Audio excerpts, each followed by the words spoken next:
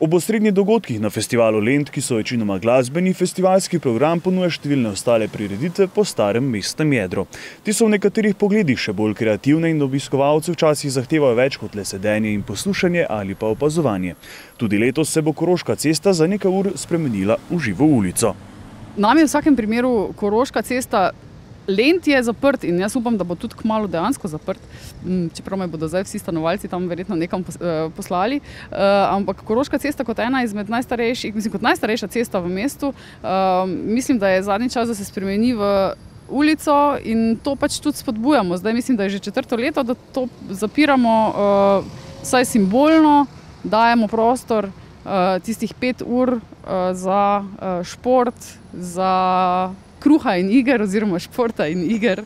V nedeljo se na Koroški med 5. uro popoldan in 10. zvečer pripravlja športno dogajanje, ki bo za marsikoga na Koroški unikatna priložnost za športno udejstvovanje v samem starem mestnem jedru. Od fuzbala seveda, saj smo, svetovno prvenstvo že je v polnem teku, tako da zakaj ne bi se še mi temu posvetili in ponovno delamo turnir, fuzbal turnir. Za tiste, ki nočejo laufati po asfaltu, imamo tudi namizni fuzbal, imamo ping-pong mize, predstavlja se bo akrojoga, predstavlja se bo capoeira, predstavlja se bo tudi ameriški fuzbal.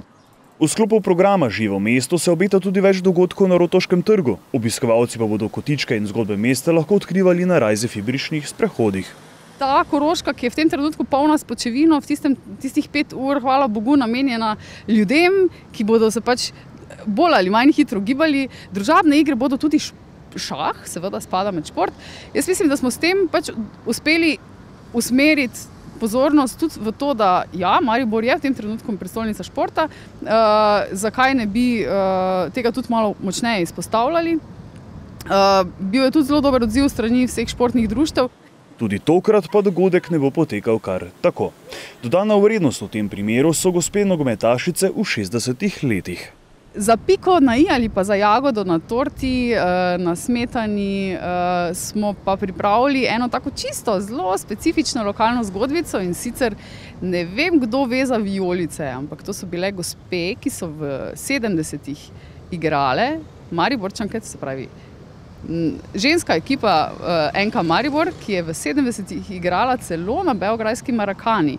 In te gospe bodo se predstavile z razstavo, z pogovorom, z druženjem in pa upam, da bodo na drugi strani nasprotniki v igri, v turnirju upravičili svoj obstoj. Ker gospe, kljub temu, da so že nekaj čez 60, so še krepko pri močeh in verjamem, da bo zanimivo.